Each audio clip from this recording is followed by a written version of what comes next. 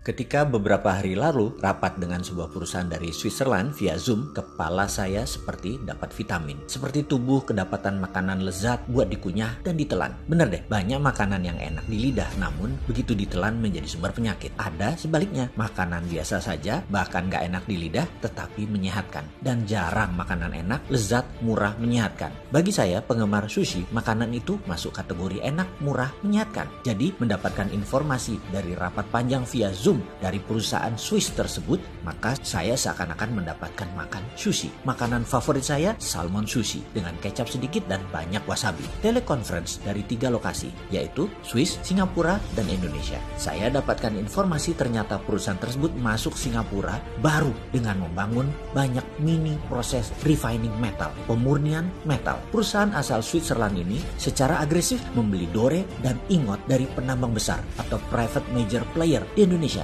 termasuk juga dari penambang tanpa izin dalam tanda petik, dengan struktur tertentu yang kemudian di-refine di Singapura. Mereka saat ini sedang meningkatkan stok PGM mereka atau precious group metal mereka. Mereka juga ternyata membangun di Dubai seperti di Singapura ini dengan bahan baku dari Afrika. Menarik, asli menarik strategi yang mereka lakukan. Mereka menghubungi saya karena nama saya kebetulan ada dalam perusahaan tambang emas di utara Manado, di salah satu pulau utara Indonesia. Mereka ingin mengambil ingotnya atau dore atau metal yang masih bercampur dengan emas yang kadarnya paling tinggi 50%. Masih ada Ag-nya, masih ada PT-nya, yang jelas Cu-nya yang paling banyak dari sisa 50% tadi. Mereka memerlukan semua mineral tadi. Sama persis seperti apa yang dilakukan pihak Cina dengan mengambil nikel yang dibela pejabat teras yang multi talent itu. Nikelnya 25%. Sisanya emang isinya pasir. Ya enggak lah, ada lithium, ada ferro. Wis, males dah kalau saya lanjutin urusan hal ini. Sebenarnya yang heran adalah masalah fansnya. Asli saya heran. Tanah air dikuras, bosnya mah nggak paham-paham banget. Pejabat-pejabatnya berlindung di balik kebaikan bosnya. Ketika diingatkan banyak kesalahan pejabat-pejabat tersebut, lalu bosnya dan fans bosnya dipakai buat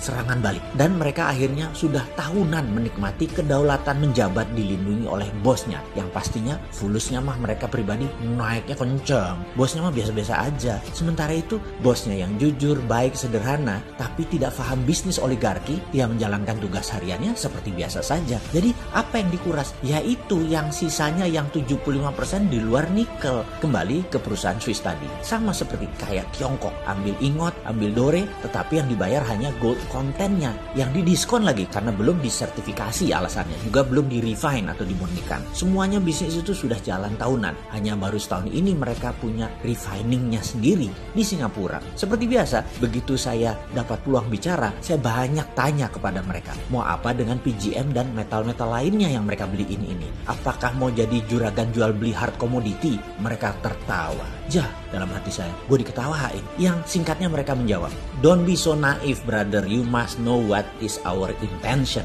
Mereka mengatakan saya jangan naif-naif. Pasti mereka tahu niat mereka mengumpulkan mineral tadi. Kepala saya langsung teringat 200 tahun yang lalu ketika Swiss mengumpulkan banyak metal di dunia. Di mana Swiss adalah satu-satunya negara yang memiliki Swiss Metal Bank. Bank metal yang menyimpan benda-benda berharga. Semua ini menjadi dasar underlying terbitnya Swiss franc, mata uang Swiss. Jadi kali ini mereka mengumpulkan kembali apakah dengan tujuan yang sama, membuat Swiss jadi safe haven currency. Banyak ngelamun saya dalam diskusi kemarin. Setiap beberapa kalimat dari mereka saya langsung punya theater of mind, layar bioskop di kepala saya. Apa yang akan terjadi ke depan dengan strategi mereka ini? Pertama, saya geblek-geblekin yang jual material ke mereka. Jual tanah air dengan harga murah. Prinsip dagangnya begini, kalau mereka punya tambang, katakanlah tambang tembaga Freeport. Ingat ya, Freeport tambang tembaga bukan tambang emas. Iya, tambangnya ada emasnya, tapi yang dipajakin kan koper bukan gold. Gimana sih lu?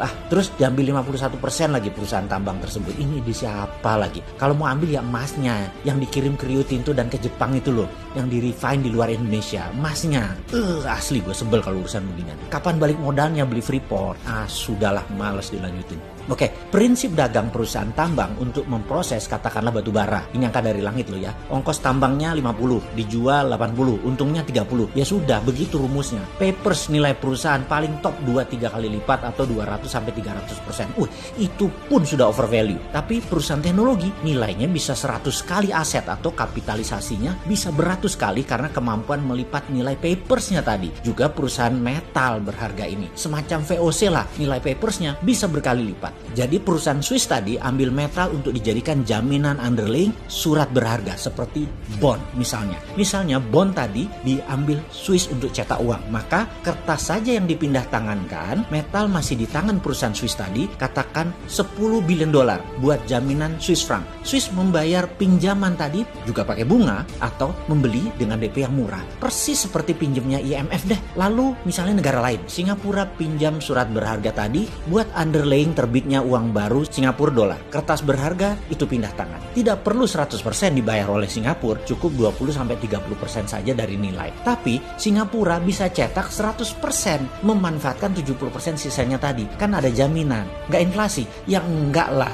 Juga misalnya dinaran, perlu emas, maka dinaran cukup bayar 20-30% surat berharga perusahaan Swiss tadi. Ya emasnya perusahaan Swiss ini, dan ketika diminta fisik, ya dia berikan emasnya nantinya. Tentunya harus bayar full. Tetapi selama rupiah Anda dipegang di rekening Anda di dinaran, ya emasnya dipegang perusahaan Swiss tadi. Ini asli pinter. Saya kok jadi terinspirasi ya. Kok negara kita pejabatnya nggak sepinter negara Swiss yang nggak punya laut, nggak punya sumber daya alam, bisa menjadi safe haven lagi. Oh iya, perusahaan Swiss tadi namanya Metalor.